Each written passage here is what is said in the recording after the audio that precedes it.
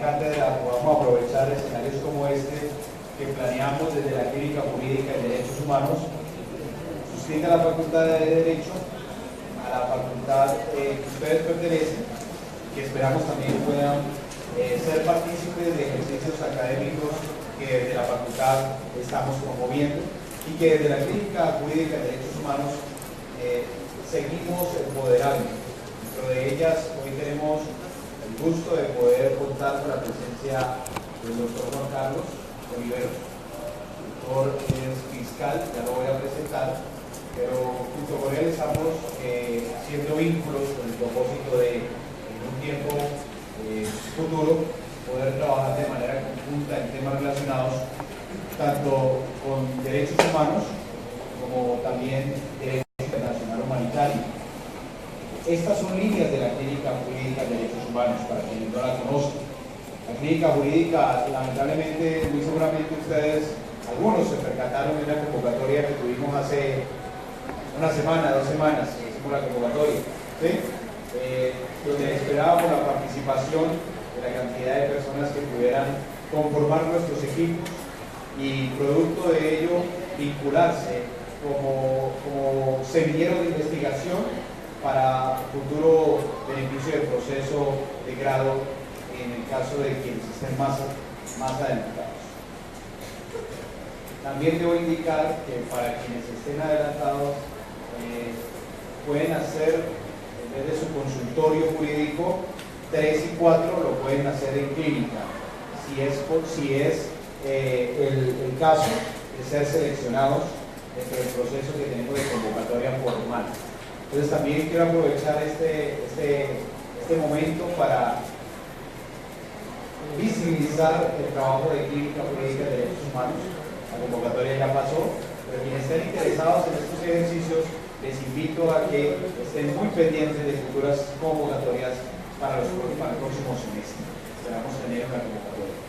Entonces, en el marco de tanto la Cátedra de Derechos Humanos como también de la Clínica Jurídica de Derechos Humanos de la Facultad, queremos ofrecer a todos ustedes un espacio de reflexión, un espacio también conversatorio y de difusión de uno de los informes que se emiten desde la Fiscalía sobre asuntos relacionados con derechos humanos, y hoy poder tener la presencia del doctor Juan Carlos con nosotros es un gusto.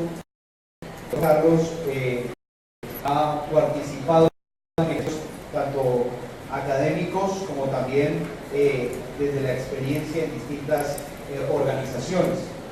El doctor Juan Carlos Oliveros es fiscal especializado con unos 30 años de experiencia. Además de eso, ha sido coordinador de la Dirección Especializada contra la Violación de los Derechos Humanos en el suroccidente colombiano. De profesión es abogado, es especialista en criminología, además de eso en derechos humanos y VIH, y tuvo la oportunidad de participar en las pasantías en la Corte Interamericana de Derechos Humanos, donde estuvo como pasante 3 meses, pero a la vez pudo también desarrollar algunos proyectos en materia de derechos humanos. Hoy por hoy está vinculado a la Fiscalía y viene a presentarnos parte del informe de ejecuciones extrajudiciales, más llamados falsos positivos, pero también le he pedido que además del informe nos pudiese comentar, nos pudiese poner de una manera más apropiada, más desde la práctica, el ejercicio y la implementación de derechos humanos en nuestra región. Así que les pedimos atenta nota y además de eso las preguntas que ustedes tengan al final de nuestro proceso de conversatorio. En este espacio vamos a dedicar los primeros 45 minutos para escuchar al doctor y luego resolver algunas de las dudas que nuestros estudiantes quieran proponer, haciendo mucho énfasis en la posibilidad, doctor, de que usted mismo nos pueda comentar desde su experiencia en la práctica cómo y qué ha sucedido en este ejercicio de ser funcionario de una institución como la Fiscalía. Para todos quienes están llegando, por acá hay sillas, les pido por favor, hay sillas que tienen maletines, por favor levanten esos maletines, démosle lugar a quienes están aquí para que podamos ubicarnos todos antes de comenzar. También mi grupo le pido al finalizar, se quedan conmigo. Vamos a terminar un ejercicio que ustedes ya conocen. Mi grupo se queda luego de todo este proceso. Muy bien. Entonces, tomemos nuestro lugar. Bill, aquí hay otra silla, por favor.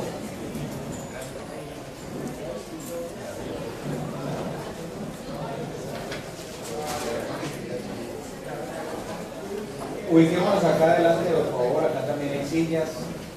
Sigan, bien puedan. Ahí tenemos espacios. Mire, ahí tenemos espacios. Ahí tenemos otro lugar. Bien puedan. Sigan por acá. Los jóvenes de ahí, por favor. Acá hay sillas. Se pueden ubicar en otro espacio. Acá hay dos sillas, por favor. Miren. Bien puedan, sigan. Vayan, pueden seguir, hacerse acá. Aquí hay dos sillas. Pedimos por favor. Estemos atentos entonces para comenzar. ¿Listos? Muy bien. Damos la bienvenida entonces, doctor Juan Carlos. Muchas gracias por aceptar la invitación. Es un gusto para nosotros poder tenerle aquí y esperamos que este aprendizaje sea reflejado en los ejercicios académicos desde la práctica de su conocimiento y experiencia en nuestros temas que estamos desarrollando de derechos humanos. Muchas gracias.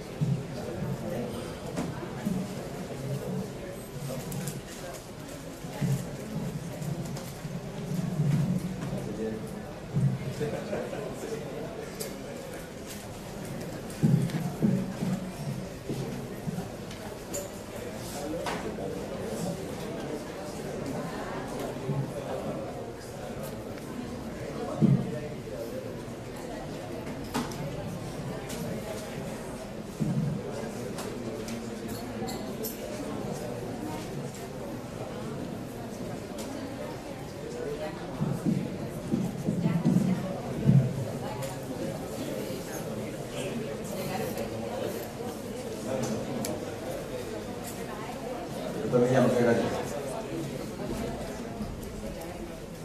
a todos ustedes. Buenas noches. Buenas noches. El doctor Millán ya hizo una generosa presentación de quien habla.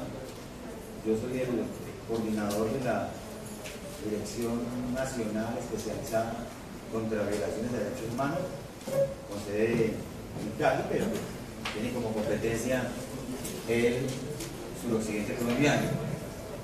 Nuestra competencia territorial para los departamentos de Valle, Cauca, Nariño y Putumayo.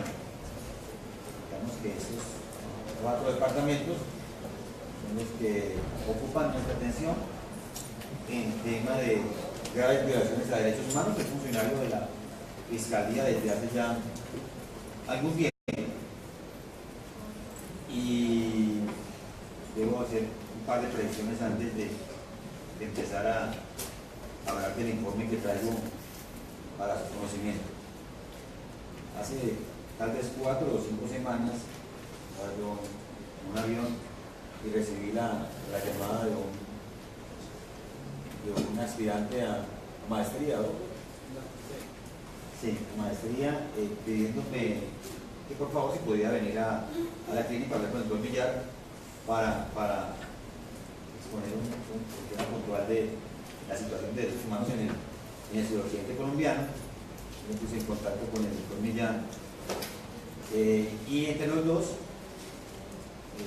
acordamos que tal vez lo mejor para esta presentación, para esta charla, sería que fuera eso, que fuera una charla desde la praxis jurídica, de lo que ocurre en la calle con el tema de violación a derechos humanos, no tanto desde la academia, finalmente la academia es la mejor agencia de la universidad.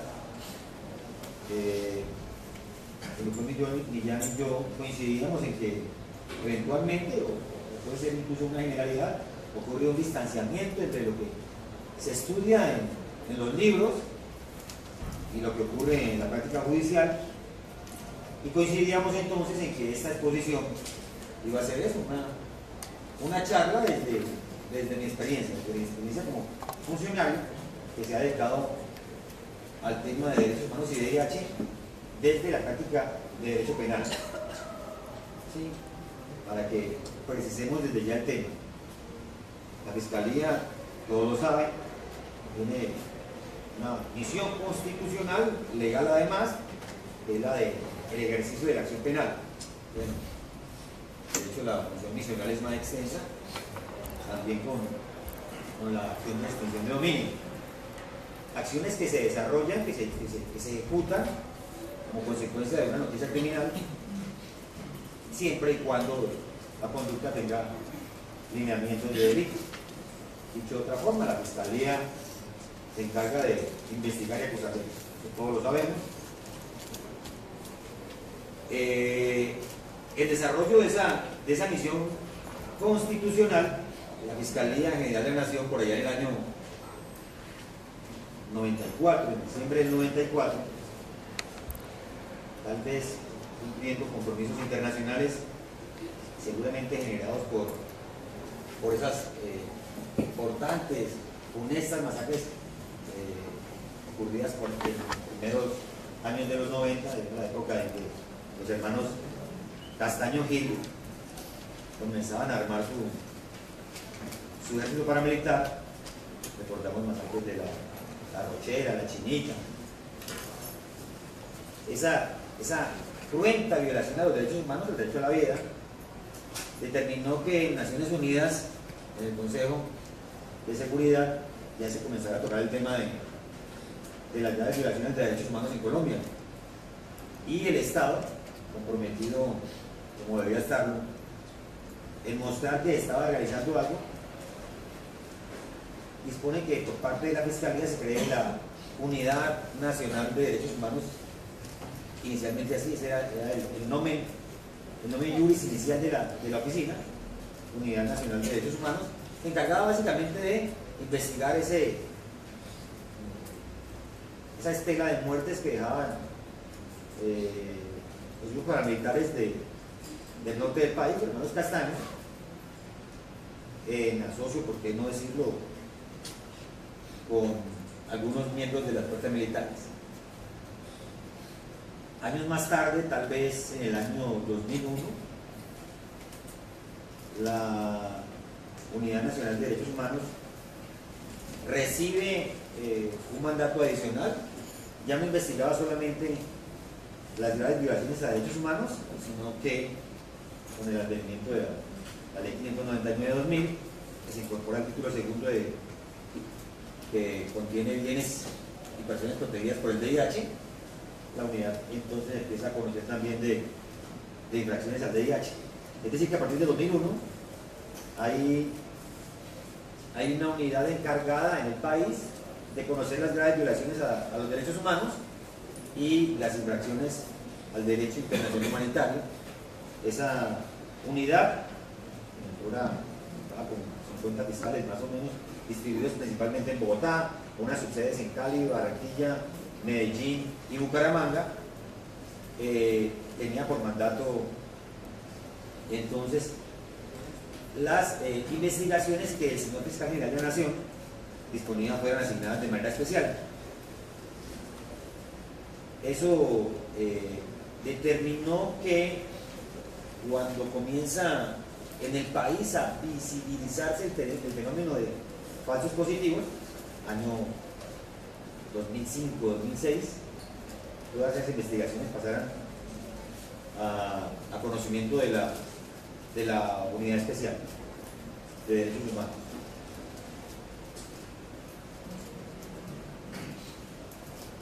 Cuando a mí me corresponde hablar del tema de violación a derechos humanos y de VIH, yo indefectiblemente tengo que llegar al tema de falsos positivos. Creo que finalmente las ejecuciones extrajudiciales son, digamos que por antonomasia, la violación a los derechos humanos e incluso a las infracciones al VIH en nuestra geografía. Un capítulo muy complicado de nuestra historia, que aún ahora, en pleno año 2018, sigue siendo negada su existencia. Todavía se escuchan voces de militares, especialmente, de familiares de militares, incluso de víctimas, que niegan la existencia de ese fenómeno, un fenómeno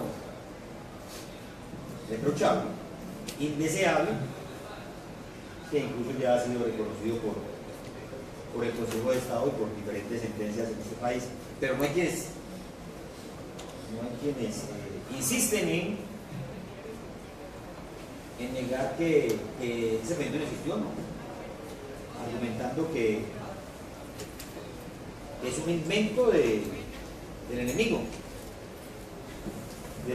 de una política de seguridad democrática que se activó durante buena parte de los primeros años de este siglo y que necesitaba ser presentada como un tema de seguridad absoluta. Hay quienes sostienen que incluso el fenómeno de falsos positivos, de ejecuciones extrajudiciales, no es más que un capítulo especial de la guerra, el capítulo jurídico de la guerra.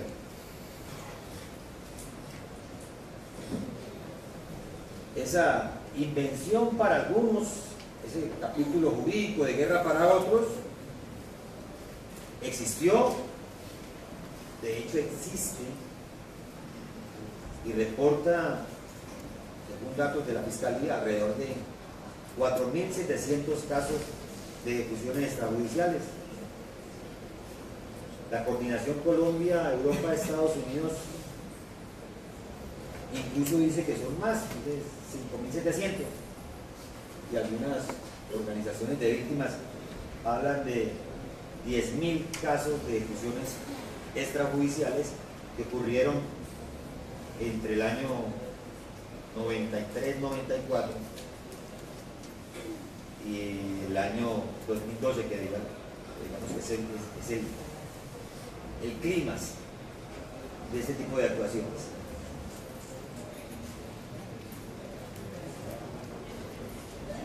Cada vez que hablo del tema de ejecuciones extrajudiciales, ese concepto de ejecuciones extrajudiciales no aparece en nuestra legislación penal. Digamos que es un concepto traído de la academia que responde básicamente a un delito contra la vida ejecutado por agentes del Estado o con connivencia de ellos, por el cual se sanciona a una persona sin fórmula de juicio. Es lo que más fácilmente conocemos como un homicidio agravado, si lo manejamos como un concepto de VIH, o un homicidio en persona protegida, si lo analizamos desde la lupa del VIH.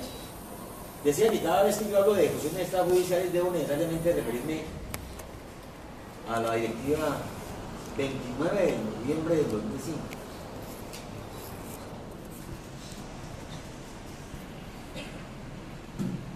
Esa directiva del Ministerio de Defensa Nacional, ustedes pueden verla aquí, presenta la política ministerial del pago de recompensas por actuación de particulares entregar la información a los miembros de las fuerzas militares principalmente. Ese es un documento que es privado, se obtuvo luego de muchos debates jurídicos, porque era pieza importante para entender lo que ocurrió en Colombia a partir justamente de ese año, de noviembre del 2005. La directiva es un documento que no es extenso, pero tampoco es corto. Digamos que para esta charla sería suficiente ver cómo se ofrecen incentivos, recompensas para el pago de información a quien entregue miembros de organizaciones, casillas de narcotráfico o grupos guerrilleros. Aquí está el nivel, los montos, los criterios de valoración. Esa directiva sirvió para que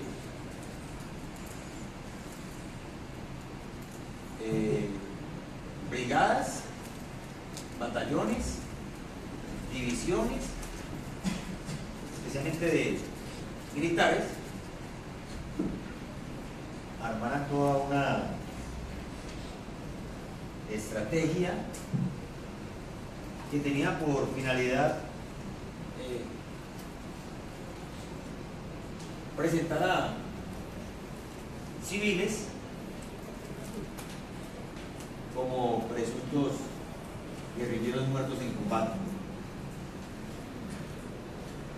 Después de esa directiva, o mejor, antes de esa directiva, las denuncias por homicidios ocurridos en ese contexto no superaban las 50 a nivel nacional.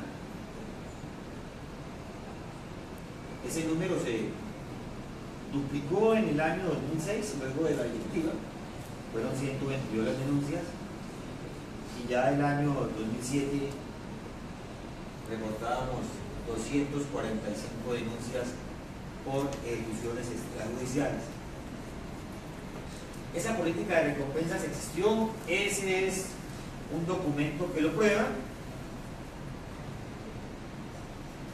Los falsos positivos ocurrieron y se realizaron para justificar una política de seguridad democrática. Eso es una verdad de apoyo. Una política de seguridad democrática que fue presentada al país como la panacea, como la única forma de ganar la guerra en Colombia.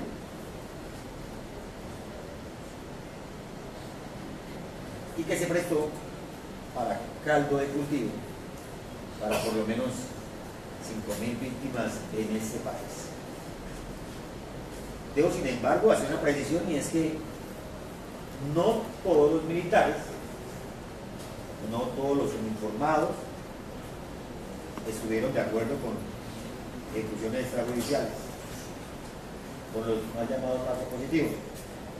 De hecho, existen investigaciones donde, además de los civiles muertos, hay funcionarios del ejército, de las fuerzas militares, que también cayeron. Porque se opusieron a la política, porque decidieron separarse del resto del grupo, y pues finalmente fueron asesinados, argumentando que había sido una baja del combate mismo. Esos casos existen y están documentados.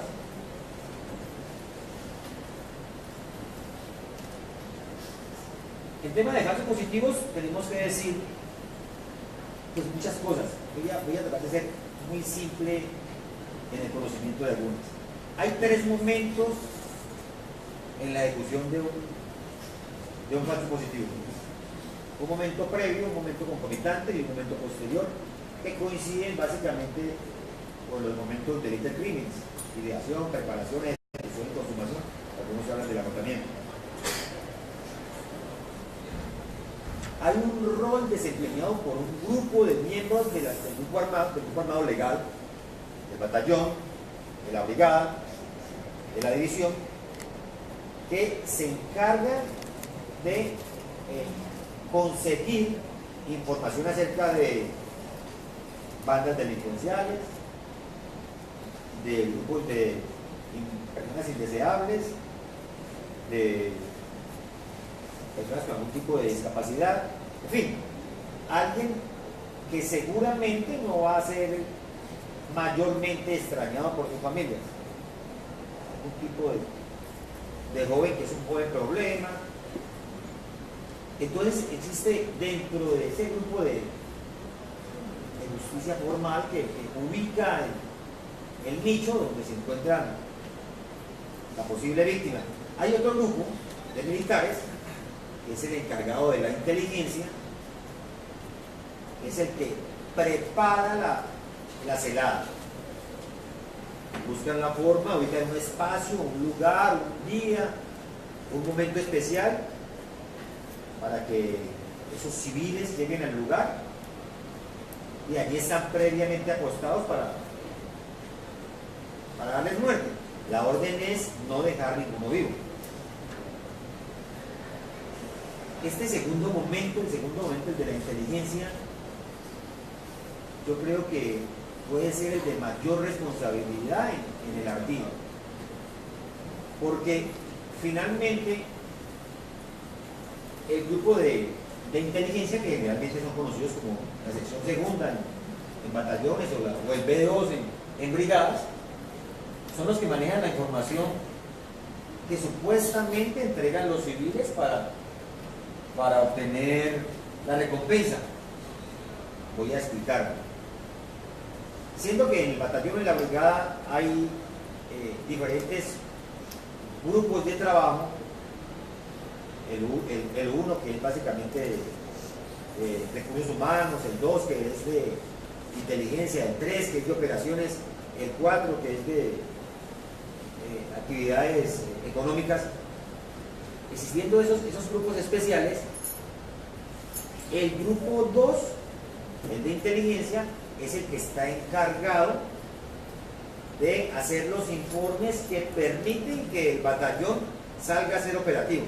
Es decir, un batallón no sale a ser operativos si no cuenta con un informe de inteligencia previo que disponga información que permita que ellos hagan una orden para dar salida a su grupo de uniformados. ¿Qué hacía entonces el grupo de inteligencia generalmente? Yo estoy explicando en términos gruesos lo que la experiencia indica en relación a cómo se construye una ejecución extrajudicial. Seguramente habrá variables entre batallón y otro, entre brigada y otro, pero en términos generales, ¿qué hace el jefe de inteligencia? El jefe de inteligencia o consigue a alguien o se inventa que se preste para firmar un documento en el que diga que recibió un dinero por entregar una información. Yo diría que un porcentaje muy alto, no quisiera manejar estadísticas, pero el porcentaje más alto de las ejecuciones, esa persona no existe o no tiene conocimiento ninguno de qué está firmando. Lo cierto es que esos dineros que ustedes ven allí pasan a las arcas del funcionario de inteligencia. Ese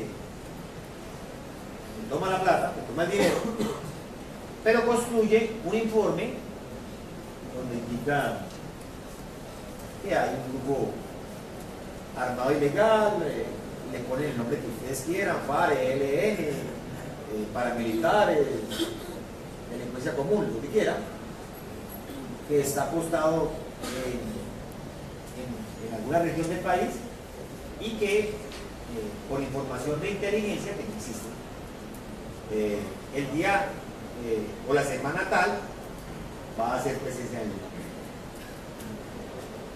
Y eso provoca que el comandante, eso provoca que el comandante del batallón, de la brigada, produzca un documento que se llama Orden de Operaciones, Misiones Tácticas, sin los cuales, sin ese documento, el ejército, la tropa no puede salir del cantón donde se encuentran. El documento, que se origina con el informe de inteligencia, pues obliga o dispone que un determinado grupo de militares salga en procura de la información para obtener los resultados deseados. Allí hay un ingrediente adicional, y es que en buena parte de los casos, por lo menos que yo conozco, además del dinero que se puede ganar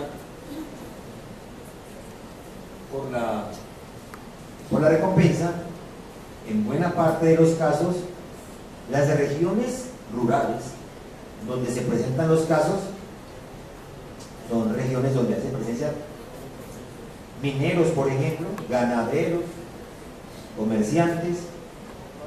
Entonces se manipula la información que no existe, que es falsa, para que el ganadero, el minero, el comerciante se sienta además afectado por lo que está ocurriendo en la zona y preste su concurso para, por ejemplo, presentar denuncias.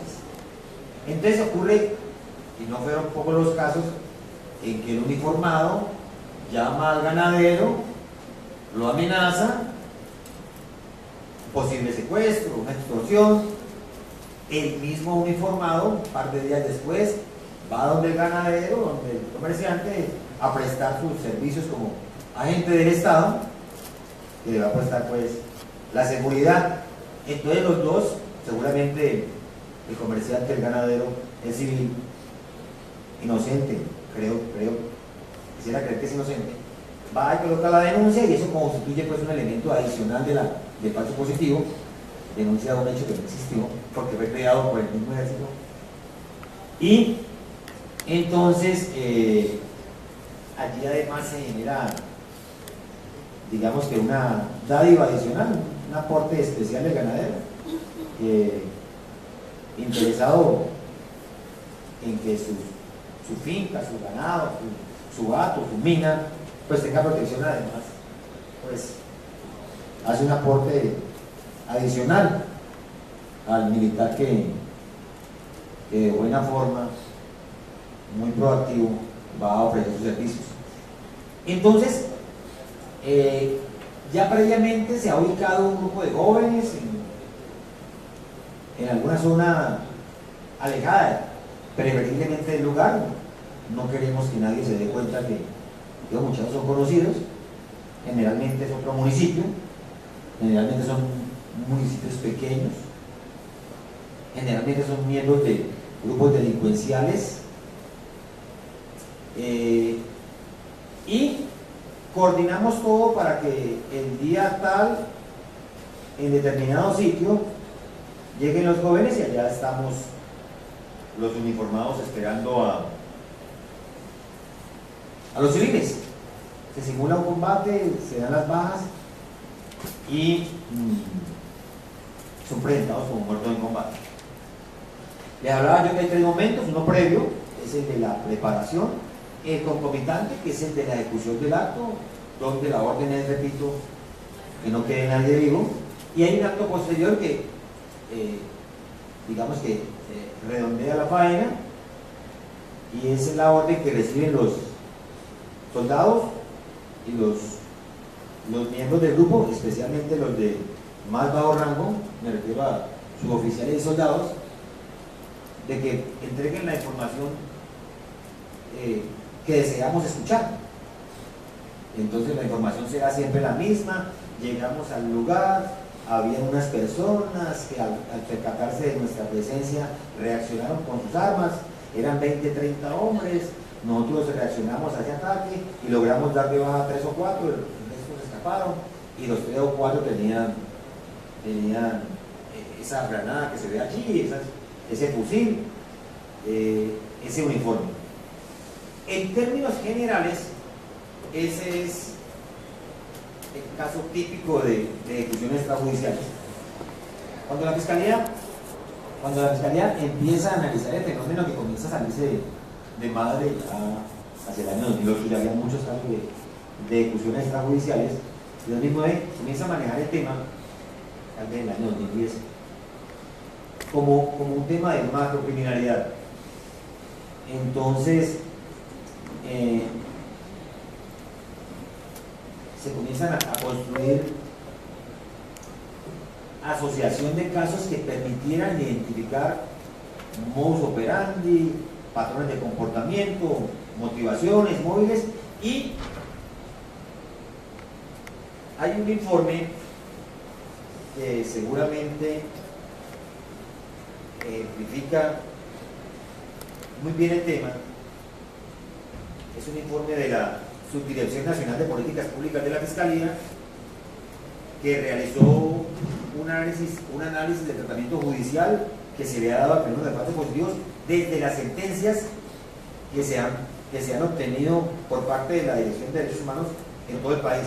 ¿Qué se hizo entonces? Funcionarios de la Fiscalía General de la Nación se encargaron de mapear, de buscar cuántas sentencias y qué sentencias existían en el país de primera, segunda y de casación, me refiero a primera instancia, segunda instancia y casación, en relación con el tema de falsos positivos, para sobre eso construir una tabla de datos que permitiera identificar variables sobre las cuales construir patrones de comportamiento. Entonces, se analizaron 357 sentencias de primera y segunda instancia y casación, que correspondían básicamente a 329 procesos. Algunos procesos tenían primera, segunda instancia y casación, otros no, por eso el número de 329 que aparece en la primera tabla, en la presentación, pues no corresponde al número de sentencias porque repito, en algún proceso pueden existir varias sentencias de delito. Entonces decía yo que se analizaron 357 sentencias de primera instancia, segunda y casación, que corresponden a 329 procesos que fueron clasificados como aparece en el recuadro.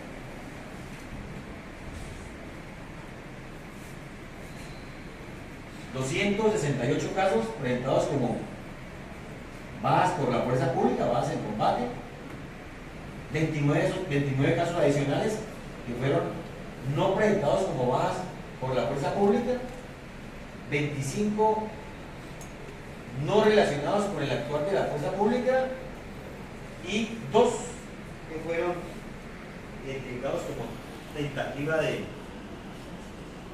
falso positivo. Sobre esos números,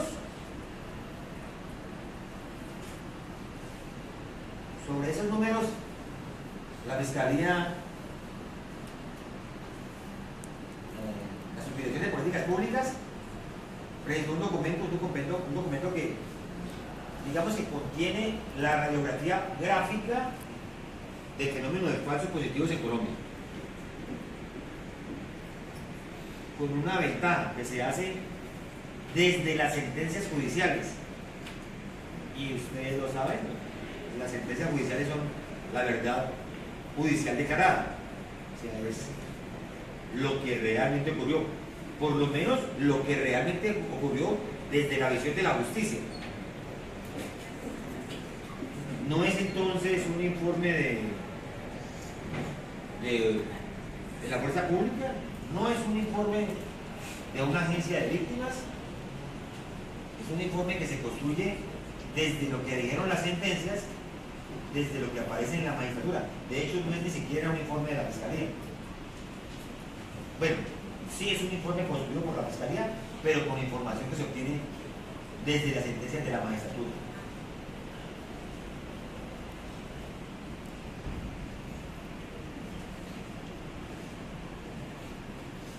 Entonces, los resultados generales fueron, y comenzamos con los datos que ya aparecen en la primera tabla, la clasificación que allí se hace. Allí hay 268 presentados como falsos positivos, más los 2 que están en tentativa son 270, un número importante ya de sentencias de falsos positivos. Entonces se encontraron 270 procesos que relacionan a fenómenos de falso positivos. De ellos, 268, repito, corresponden a ejecuciones extrajudiciales presentadas como base en combate por la fuerza pública, y 2 que corresponden, ya lo dije, a tentativa de homicidio, a tentativa de falso positivo. De los restantes, 29, es decir, el 8.81%, se refieren a no presentadas como base en combate, y 5, digamos que es un espacio oscuro que no se encontró información en las sentencias revisadas.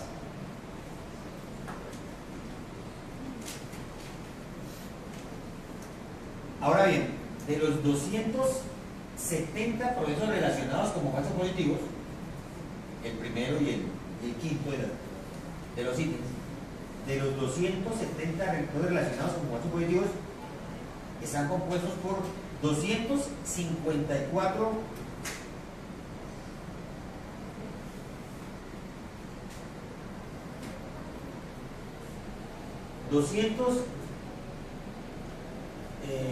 54 sentencias de primera instancia, 29 de segunda y 9 de casación.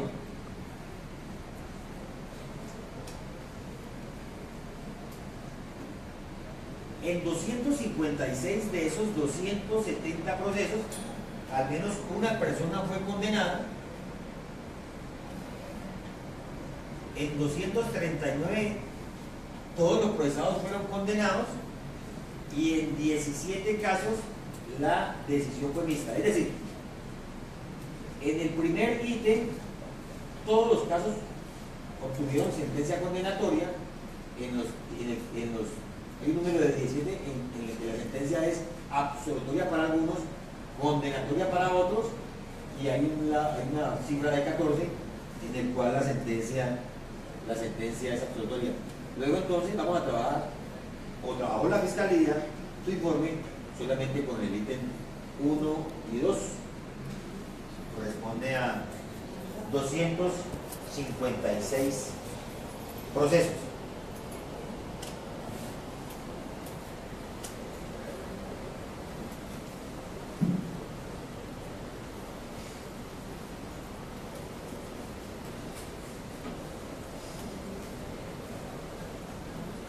De esos 256 procesos,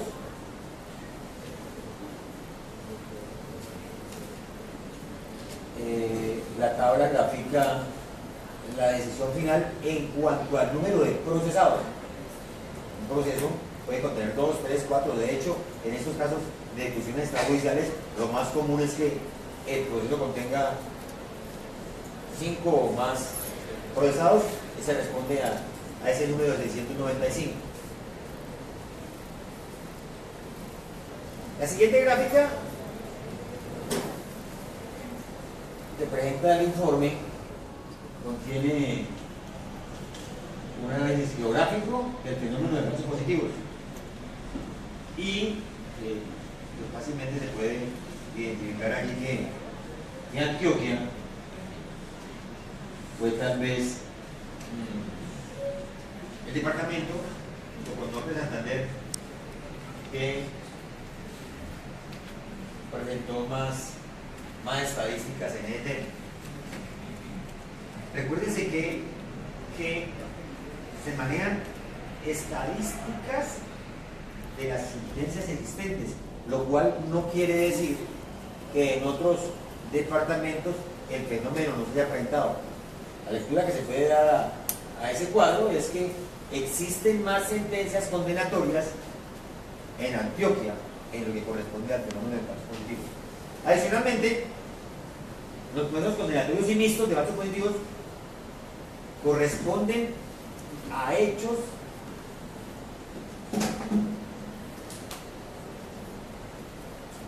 que ocurren entre el año 2004 y 2007. El análisis de las sentencias indica entonces que entre el año 2004 y 2007 se presentan el 78% de los 256 casos, siendo el año 2007 el que se presentó mayor cantidad de ejecuciones extrajudiciales. Por el contrario, casi en el 90% de los casos revisados, la primera decisión judicial ocurre entre el año 2010 y 2014, la línea roja punteada. Hasta el pico en el que se presentan las ejecuciones extrajudiciales y el año en que se reporta la decisión que es objeto de análisis.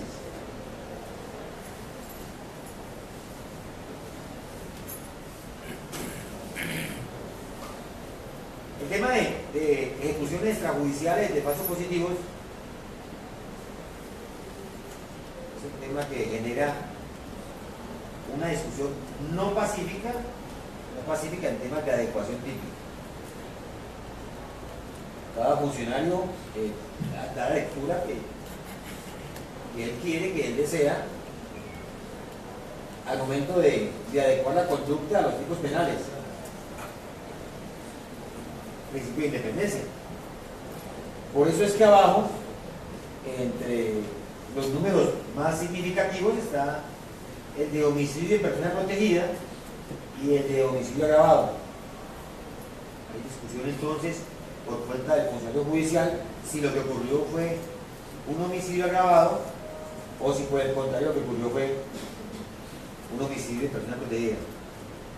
Si me preguntan mi opinión personal, yo pienso que es un homicidio de persona protegida. Estoy con el listado de 259 y mi argumentación es que, si bien es cierto no es un acto de guerra, no lo es menos que el victimario se valió de su condición de militar, documentó el tema como si fuera una operación militar, se aprovechó de las circunstancias en que el hecho se desarrolló para ejecutar la conducta. Luego, para quien habla, esa es una violación a las personas protegidas por el VIH. Pero bueno, al margen de esa discusión, junto con el delito contra la vida o que violenta el VIH, existen pues delitos que concursan. Generalmente ocurre, y con frecuencia, el secuestro, la desaparición forzada, el favorecimiento, el falso testimonio, el fraude procesal y la falsedad del documento público. Aquí están los números estadísticos que se reportan en la sentencia, en la revisión de sentencias.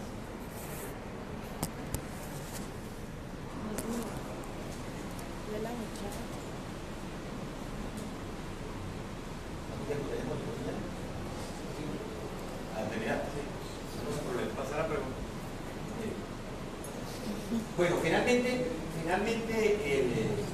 luego que terminemos la presentación del informe, voy a intentar hacerlo. Yo voy a llegar aquí.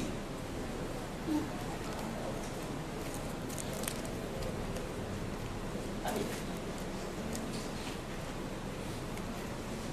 Me preguntaban ahora en una entrevista cuál puede ser la conclusión más importante del informe. Yo pensaría que esta. La motivación, los móviles de la ejecución extrajudicial del falso positivo viene variopinta, viene presentada en una gama especial de posibilidades.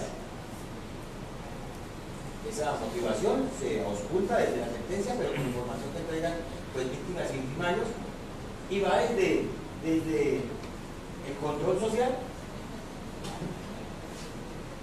hasta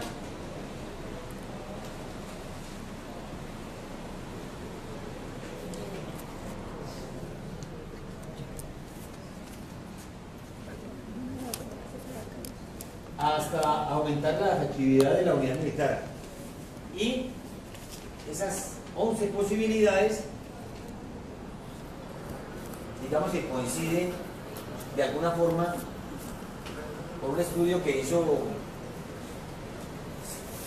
un investigador, John Ester, en relación acerca de los perfiles criminales. Don Lester, sociólogo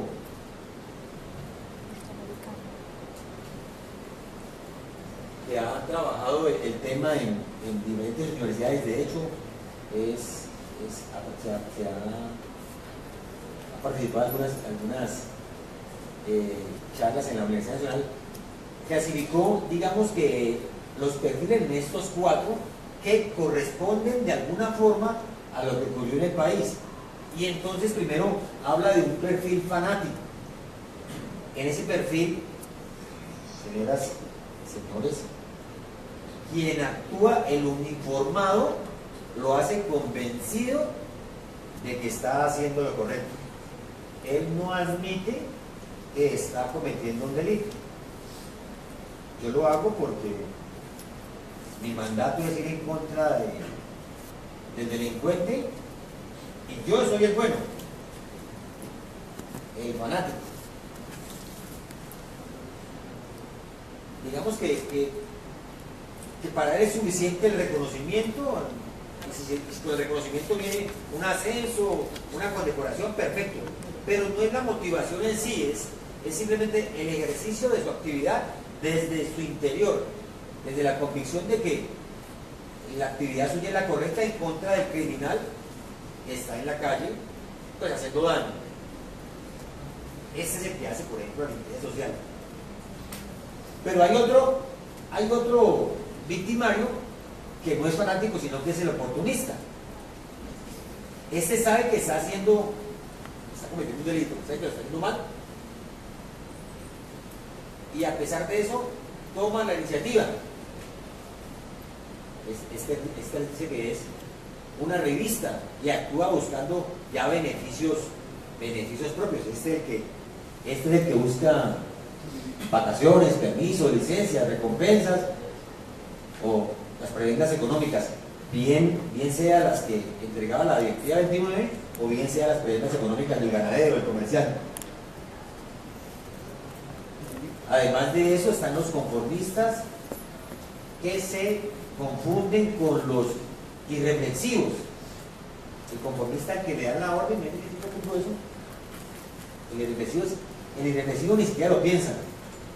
Ese actúa por mantener su estatus, su condición de miembro del grupo. Y finalmente está, según la clasificación de Lester, el malicioso, que orienta su comportamiento, su conducta a favorecer resentimientos personales o para encubrir un delito o para vengarse de temas personales, que también los hay. Doctor Millán, el documento es mucho más extenso, pero digamos que con esa conclusión de Lester podríamos redondear la faena en relación con el tema de falsos positivos psicológicos. Muy bien, muchas gracias, doctor Juan Carlos. Como ven, es un tema bastante extenso porque el informe aborda un sinnúmero de puntos y, lógicamente, observaciones que se hacen a un fenómeno como lo ha sido las ejecuciones extrajudiciales. Yo quiero dar un momento a la discusión que podemos tener para enriquecer todavía más el ejercicio a nuestros estudiantes, a nuestros profesores que hay aquí, en este espacio de preguntas y respuestas que podamos tener y en las cuales pues esperamos la participación de ustedes en este ejercicio de construcción de academia, de pensamiento reflexivo, pero mejor aún en este contexto de posconflicto y paz. Entonces quisiera de pronto alguna apreciación, pregunta o comentario a la información que nos ha sido entregada o parte de esta información que nos ha sido hoy entregada. Por tanto, alguien puede levantar su mano y con mucho gusto expresar la pregunta o el comentario. Entonces vamos por acá.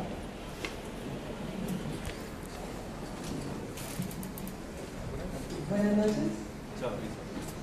Mi pregunta al abogado es: el señor John Elster, esos perfiles criminales, ¿él es psicólogo, criminalista, psiquiatra o es también abogado?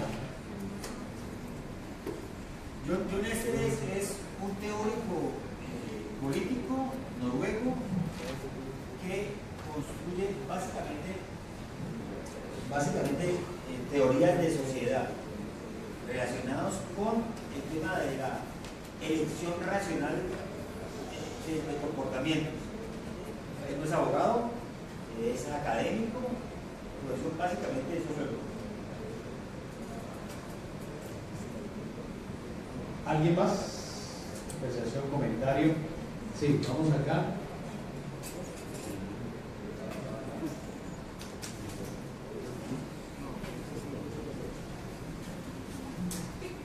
Una consulta, ¿alguno de esos casos que usted nos comentaba ya que pasan a una tercera instancia, que pronto han salido absueltos, han pasado a una corte internacional? O por ejemplo una corte interamericana de derechos humanos, que sea un caso realmente conocido?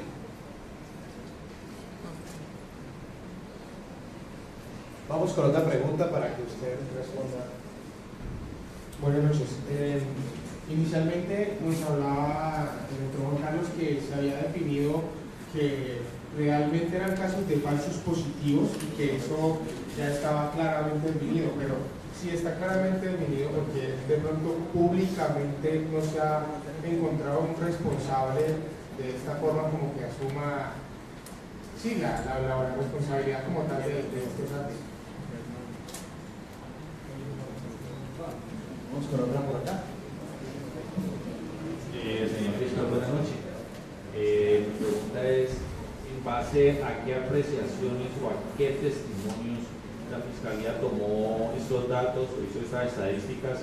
Porque también sabemos de que hay muchos positivos que han sido realmente positivos y los quieren pasar y hacer ver como falsos positivos. Porque cuando el ejército está en combate y está cerca a la población civil, la misma guerrilla, paramilitar, el ELN, cualquiera de ellos se camufla con la población civil. Ya se ven cogidos o se ven en riesgo su vida, se meten a las casas, esconden las armas, vuelven y salen, donde muchas veces los soldados les dan de baja y ese es un falso positivo. Muchas gracias.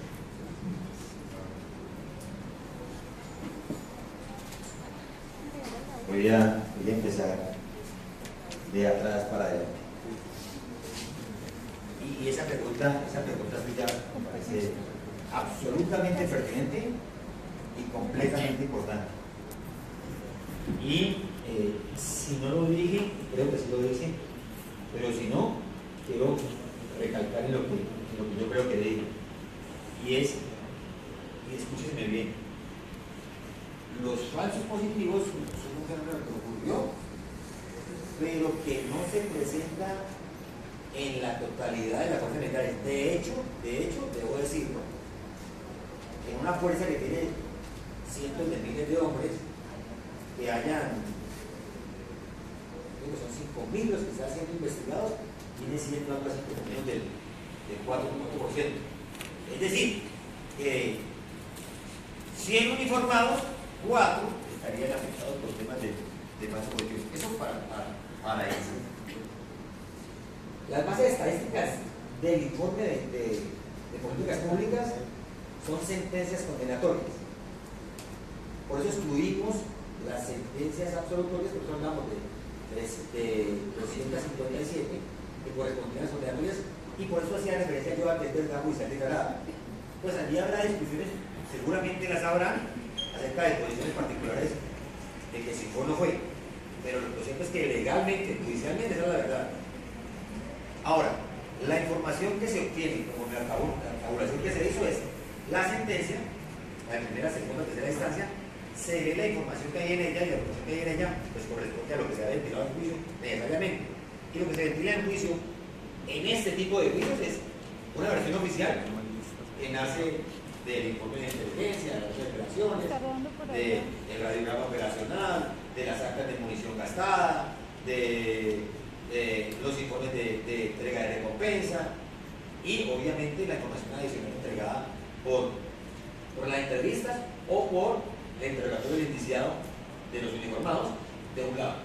Y de otro lado, la información que entrega la familia y la información que se recolecta por vecinos, por trabajo de campo, y además la información que entregan pues, las agencias de investigación técnica, que hacen medicina legal, informes de balística, informes de reconstrucción de campo, no, la información que requiere adicional, pero su información, su apreciación es muy válida.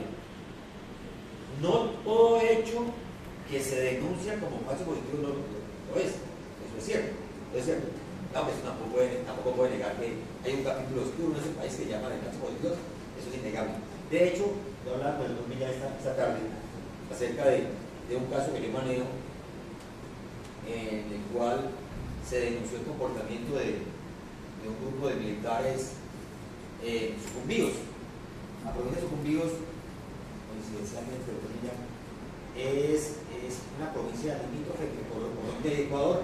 En Sucumbíos, del sur, el operativo de Raúl Reyes, la ciudad de Raúl Reyes, y este hecho ocurre también en Sucumbíos, pero en la región colombiana de Sucumbíos.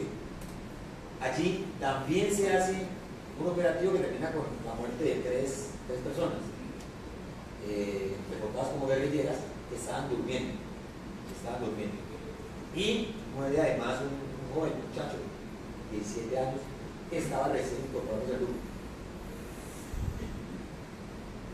Mi posición particular en ese caso es que esa operación militar cumple con los principios de ley H, principio de distinción, confirmaron que eran guerrilleros, sí. Principio de proporcionalidad, estaban dormidos, pero estaban con fusiles, estaban armados, cumple con la proporcionalidad. Distinción, sí, ahí dijimos que eran guerrilleros, y ventaja militar. Yo no creo que en guerra, estamos en guerra, tengamos que ir a tocar al enemigo a despiértese que vamos a combatir.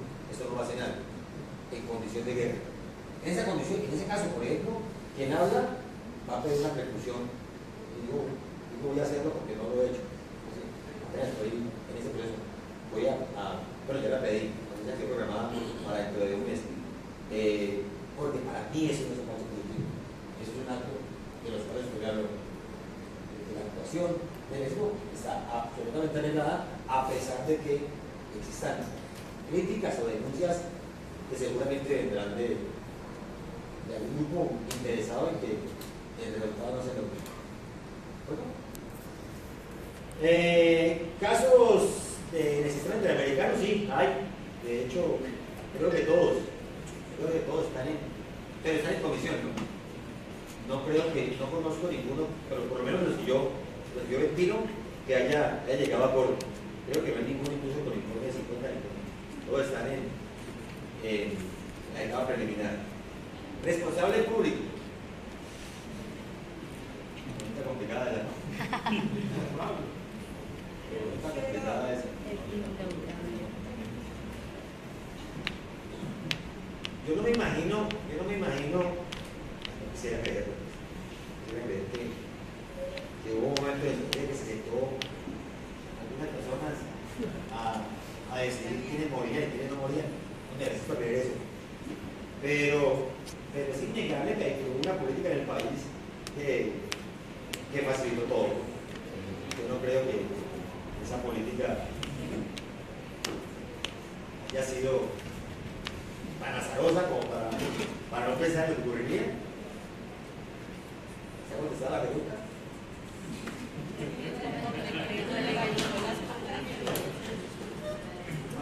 Para finalizar, yo sí quisiera contextualizar, doctor, antes de ya finalizar.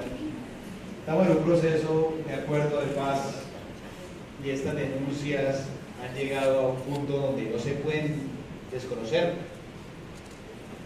Y como bien lo decía, existe un fantasma en el proceso que es la Corte Penal, dado que ahí hay responsabilidad, pero también juega un papel el tema de la orden de mando, que parece a mí, dentro del sistema de los operativos de las fuerzas militares, es supremamente importante. ¿Cómo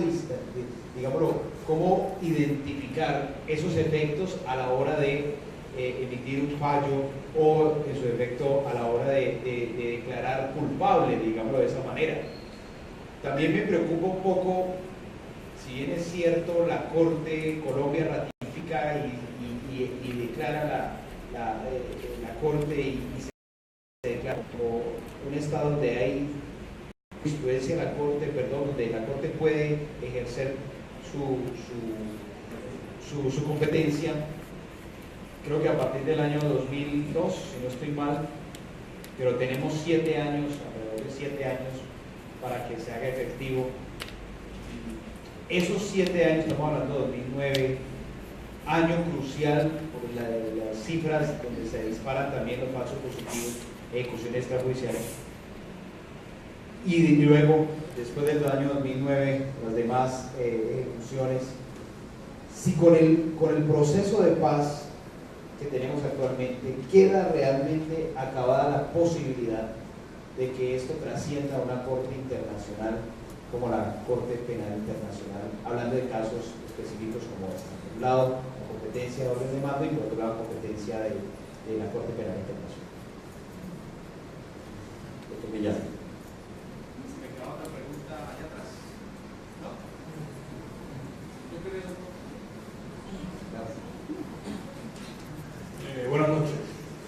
Estamos hablando de los falsos positivos, pero también ha habido asesinatos. Por lo menos hace 13 años aproximadamente, en Buenaventura se presentó un asesinato de 24 jóvenes, 2 asesinados y otros 12 desaparecidos. No sé si la gente lo ha escuchado, los 12 de Punta del Este. Fueron asesinados cerca a donde están los militares. Se supone que si están cerca de los militares, fueron asesinados con tiros de gracia. Lo más lógico es que ellos hubiesen tenido alguna participación, porque pues es ilógico que maten a 12 personas con tiros de gracia y ninguno de los militares hayan escuchado. Se escucha uno, o se interpreta en el argot popular de la calle, que al parecer los militares de una u otra manera estaban involucrados en ese asesinato. Posteriormente a eso, la gente de Buenaventura salió en modo de rechazo a marchar, y lo que encontraron por parte de los militares fueron los antimotines, golpes, gases y toda esa cantidad de cosas. Entonces la idea es, en este caso, ¿cómo se podría juzgar a los militares si 100% no sería un falso positivo, pero ellos están indirectamente involucrados en el asesinato de los jóvenes? Voy a empezar adelante igual.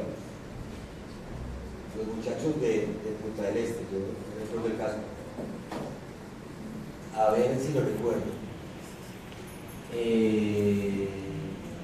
Ellos están en Yuquita. Yuquita está enfado en ese tema, sí. No sé por qué razón se forma un tema de un partido de fútbol. Yuca consigue el conductor del colectivo y terminan los muchachos masacrados por allá por Wester. La información que se obtuvo principalmente en la Yuquita. Yuquita fue quien dijo que eran los, yo no sé si era para esa época, estaba Frieder ya, o Frieder se había ido. Pero quien era finalmente la fuente de la información era él, era Yuquita. Y Yuquita nunca refirió participación de personal uniformado. Esa investigación llegó a buen término. Yo sé que hubo gente condenada allí. Yo finalmente no le volví a seguir la pista a la investigación, pero lo que sí sé es que nunca se ventiló que pudiera existir actuación de alguna gente del Estado, lo cual no quiere decir que se pueda hacer ahora. Eso fue hace 2015, no, 2005, perdón. 2005, sí, eso en vigencia de la ley anterior, de la ley 600, lo cual indicaría que el término de prisión no es de la mitad sino entero, es una conducta que prescribiría dentro de 20 años, o sea, todavía está completamente vigente para efectos de investigación. ¿Qué te quiero decir con esto? Que si existe alguna información adicional que pudiera involucrar por activa o por pasiva la conducta de los militares, pues obviamente habría que hacerlo. De hecho, nosotros, nuestro código permite eso, ¿no? Las conductas, los penales se desarrollan por conductas activas o por omisiones. Las omisiones pueden ser propias o impropias. Y cuando un comandante de un batallón o un comandante de una estación de policía no ejecuta una acción estando obligado a hacerla, pues convierte una acción omisiva impropia, determinada además por su posición de garante, como responsable de la libertad, de la vida, de la honra de quienes por allí transitan. Y sobre eso hay cantidad de jurisprudencia. La pregunta es si hay elementos de juicio suficientes para hacerlo, pues tocaría hacerlo. Lo que yo recuerdo es que en ese caso no había ninguna información que requiera involucrar a militares en ese tema. Era la fuente principal de información. Luego había un puñado de Turquita que terminó participando en los hechos también, tal Javier. Doctor, el tema de orden de mando, ese es un tema en el informe de la oficina del alto comisionado para los derechos humanos redactado en marzo del 2007, le hace una fuerte crítica a la forma como el tema de orden de mando se está manejando como consecuencia del acuerdo firmado con el Estado. Pareciera ser que como se presentó, hace de difícil cumplimiento que la orden se ejecute, y además que desdibuja cualquier posibilidad de participación de terceros en la operación militar.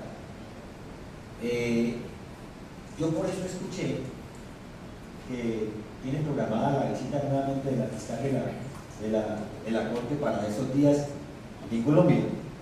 Seguramente es un tema que se va a ventilar, y yo sí creo que está abierto el escenario para que esas actuaciones se puedan realizar. Entre otras cosas, porque también lo dice el informe del alto comisionado, en esa ley 1820 del 2016 que desarrolló el implemento de la ley de amnistía como consecuencia del acuerdo, se amplió de una manera muy generosa, además muy sospechosa, la posibilidad de amnistiar delitos que yo creo que están prohibidos por la Corte. A mi parecer, la reglamentación que se hizo del acuerdo para efectos de, por ejemplo, investigar militares, a quienes por decreto 37, creo que 706 de 2017 se conceden libertades automáticas y se revocan medidas de aseguramiento, se conmutan. Son comportamientos que definitivamente, pensaría yo, se convierten más en una ley de punto final que de otra cosa, y eso está proscrito. Ese es mi pensamiento, que no compromete sin mi postura, ¿no?